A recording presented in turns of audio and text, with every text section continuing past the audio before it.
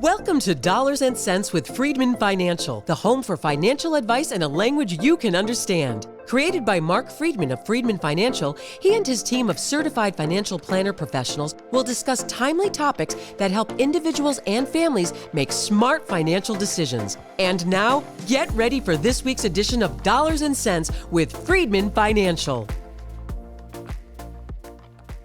Welcome back to another edition of Dollars and Cents with Freedman Financial. My name is Marc Freedman. And I'm Marion Gilman. And we're here to provide you with some financial advice in a language you can understand. Well, we're second week of October right now, Marion. And you know what? It is mind-boggling how fast this year is going. You know, someone said that to me a couple days ago. They said, geez, the time this year has just flown by. And I said, you know what's kind of interesting? This year hasn't gone by any faster than any year before. Really? Are you sure? I think the clock still ticks the same pace. You know something? It's been a leap year, so it's been slower, actually. We had an extra day, right? There you go. Isn't this a leap year? 4. It might have been a leap year, yeah. 24. Divisible by 4. So the year isn't going by any faster than it's gone by. Does seem to fly. But it does seem to go by fast. So, you know, in our office, we have Sonia here. And Sonia is great, but every Labor Day, she says, Christmas is going to be here before you know it, which really irritates me to no end because I'm not ready for Christmas on Labor Day for sure. You know, our last week's newsletter, actually, we put a story about the fact that there are actually some people that we met, who have already done their Christmas shopping. Yeah, I don't know who those people are. Well, That's not me. Jody seems to know them, but she seems to know everybody. But you know, sure, there's a lot of... Well, Jody gets her shopping done early. She does. She loves... That's all she does all day long. She's on Amazon all day long at the office. No, she's not. She works very hard. I'm not going to get her in trouble, you know. Oops. Please don't send any messages that Mark just threw you under the bus there. But, you know, look, Christmas is coming, Hanukkah's coming, Thanksgiving's coming, Halloween's still yet to come. I know. But what's here right now? Topsfield Fair. It's the second week. Oh, the most important thing. Most important week for us. I mean... Hey, you know, I'm hoping, so this year, the Big E broke all previous records of attendance. So I'm hoping that happens at the Topsfield Fair, too. We'll find out in a few days, right? Yeah, well, I think one of the big reasons why the Big E broke all these records, the weather's been fabulous here. Yeah, we've been really fortunate. Yeah. And it looks like this weekend's going to be pretty nice. It looks like we're okay because, you know, we've been talking about the fair, and the big joke used to be if you wanted to know when it was going to rain in October, just check the Topsfield Fair schedule. But we haven't had rain for weeks. We haven't. We had one day, I think, with rain, and that's been about it for a while. Right. But yeah, the Topsfield Fair is going on this weekend. If you're in the neighborhood, swing by. Come by the B'nai B'rith booth. Would love to say hello to you. Laura will be there. Actually, Jody and Christian are working there at the booth this weekend as well. There you go. Yes, there's lots of people to see. Yeah. You didn't want to come by, though, did you? No, I wasn't here the day you asked everybody. You never asked me. Oh. You want to come by?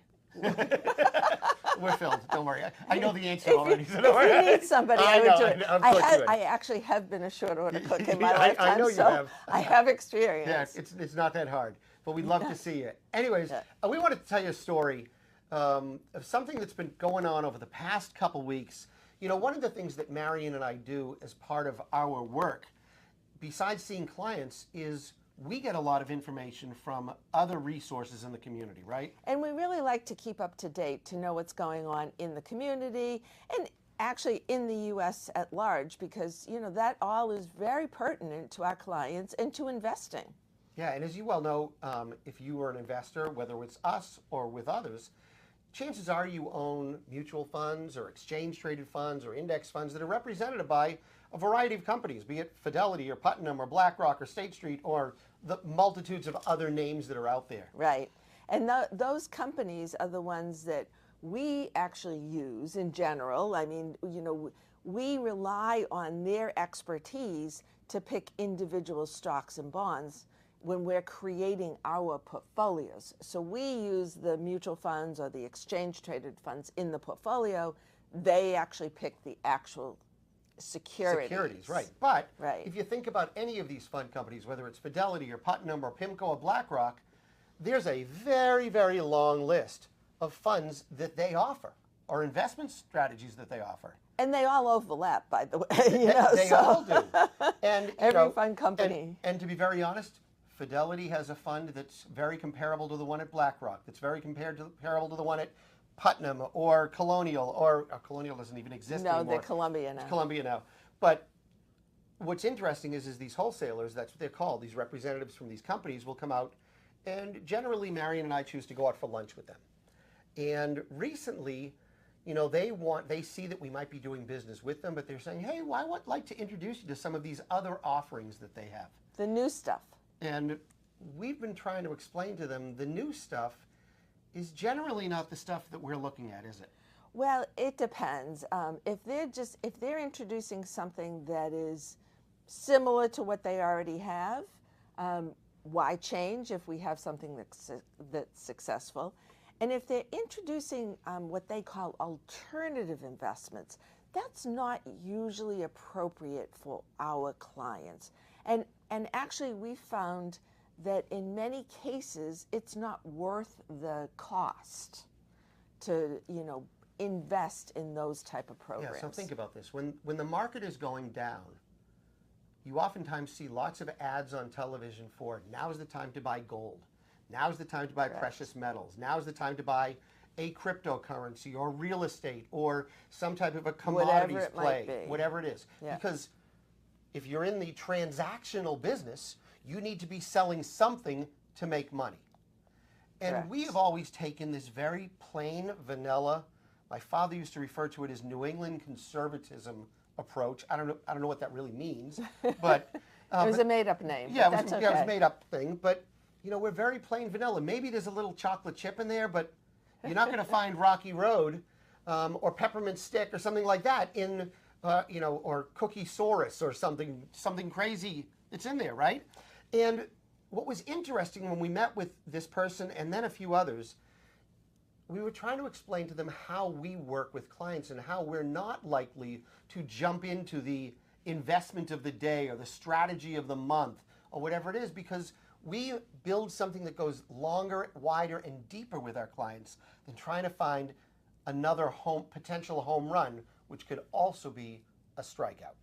And you know, a lot of the people representing the fund companies talk about how this is going to be the next best investment.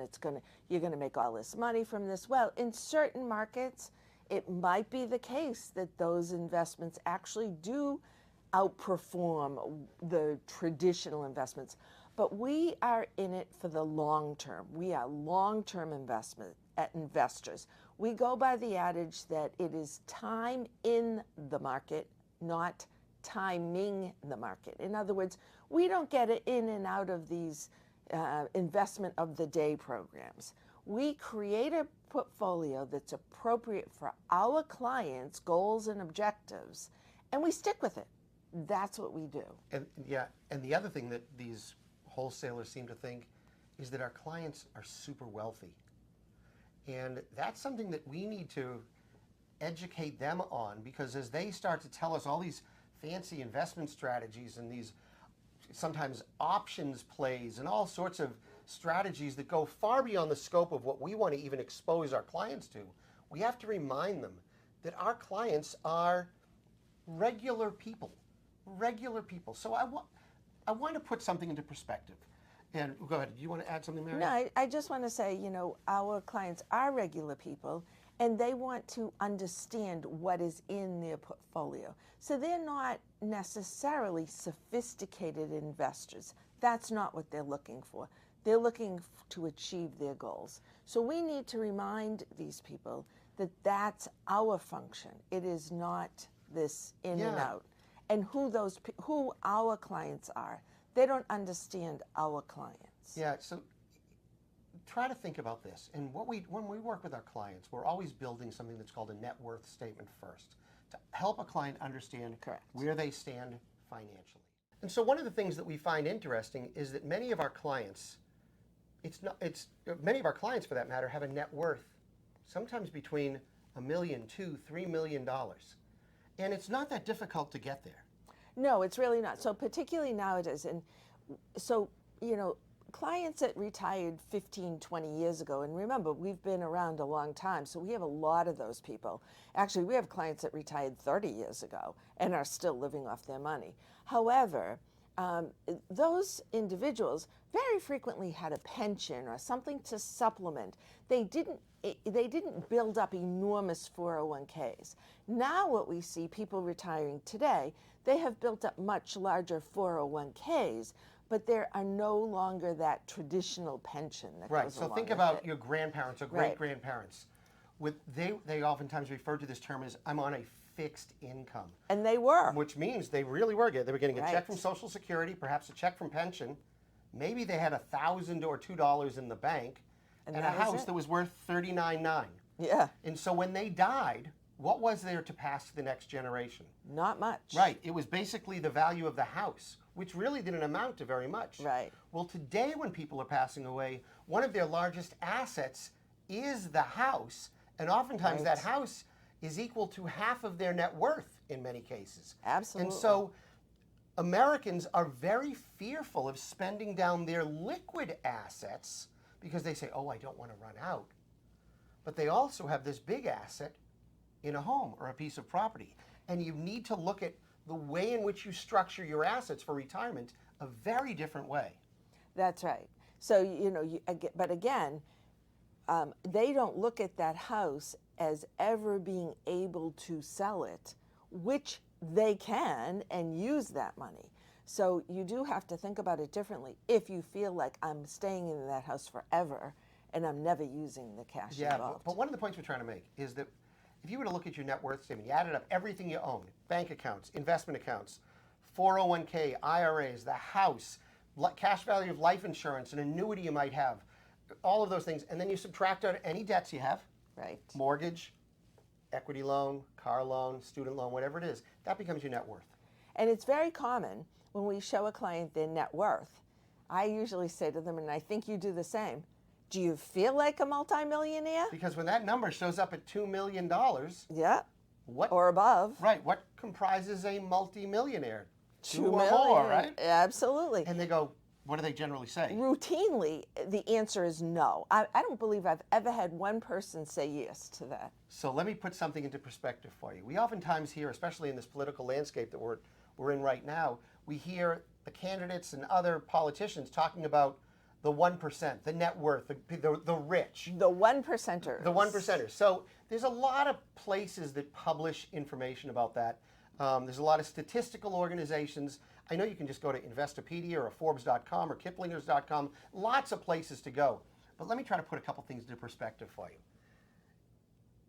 When you think about your net worth, how much money do you think your net worth, remember that's everything you own less everything you owe, how much do you have to have as of 2023, according to the reports, a net worth that puts you in the top 1% of all Americans, a net worth of top 1%? It must be like $100 million, right, Mark?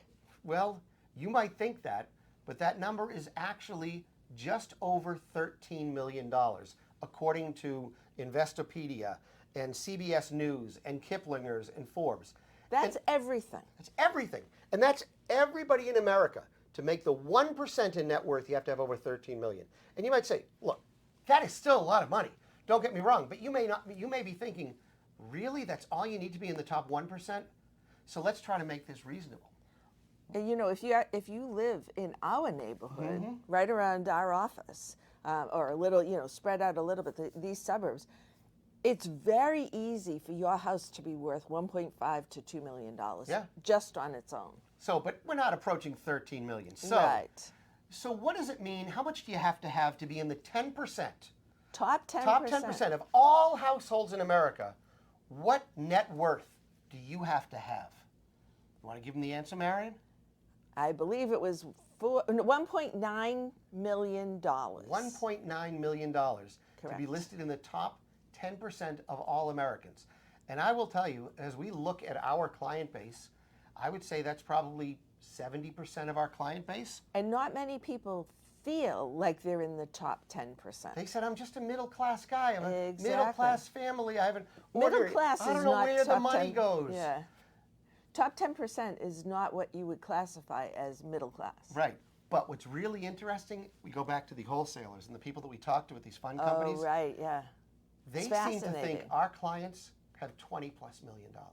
That they're all in the top 1%. Yeah. And that's definitely not the case. That's not the spot. The sweet spot of most of the people that we serve, though we do have some that are in that upper echelon number, generally between $2 and $10 million is a total net worth. Right. Is where a lot of people fit. And you can live, frankly, a very comfortable, exciting retirement with assets like that. Absolutely. All depending upon how you spend your money, of course. Right. And so the reason for us sharing that information with you is we wanted to humble you a little bit, perhaps even surprise you a bit, to say, you know what? You're doing better than you think you are. Chances are your net worth is far better than you think. Now, if you want to go search for information, you've heard of these AI engines, ChatGPT. I went to Copilot, which is a Microsoft version. Correct. Go ahead and type in, how much does a household need to have in net worth to be part of the top 10%? I think you'll be surprised. Now, you can make it even fine-tune it even further. How about top 10% in Massachusetts, in Arkansas, in Peabody, Massachusetts? You can find all of that data in there with the reference points as to where they got the data. And you know, another interesting way to do this, and I saw a chart about this last year, I haven't seen one more recently, but it is the top 10% in different age categories. Absolutely. Because you wouldn't expect a 30-year-old to, you know, to be, potentially, to have 13 million in net worth. Absolutely not. Or whatever it might be. But you know, so the top, what does it take to be in the top 10% or top 1% of 30-year-olds? And I think you'd be shocked. Yeah, the other thing that people have searched on is just look at average 401k balance. Say, what's the average 401k balance of a 45-year-old or a 65-year-old? Right. I think you'll be very surprised with the answer, and I think you'll be patting yourself on the back, thinking, I'm doing pretty well. Although those numbers have increased this year. They have. Because we've had such a good year in the market, along with people still adding. But yeah, it is surprising what people have in their 401k. Yeah, so what we try to do is try to give you some financial advice in a language you can understand. We try to put perspective around all of it, and I hope we did that for you today. If now is the time for you to get serious about your financial planning and investment management needs, I hope you'll give us a call. 978-531-8108. That's 978-531-8108. Or you can sign up for our free weekly newsletter that lands in your inbox every Friday, 10:30 in the morning. All you need to do is go to our website, freedmanfinancial.com. That's Freedman. 2 E's and a D. Financial.com. Put your name and email address at the bottom of any page and you'll get our newsletter. If you want to find out how we work, the services we offer, the fees we charge, everything fully transparent on our website. I hope you'll take a look, and I hope you'll be back again with us next week for more financial advice in a language you can understand. Have a great day, everybody. You've been watching Dollars and Cents. Have a great week. Bye-bye. During today's episode of Dollars and Cents with Freedman Financial, your host may have discussed specific financial planning and investment ideas that are for general information only and not intended to provide specific advice or recommendations. Please remember that investing involves risk and may include loss of principal. Always consult a certified financial planner professional, qualified attorney, or tax advisor prior to investing to determine what is appropriate for you. Securities and advisory services offered through LPL Financial, a registered investment advisor, member FINRA, SIPC.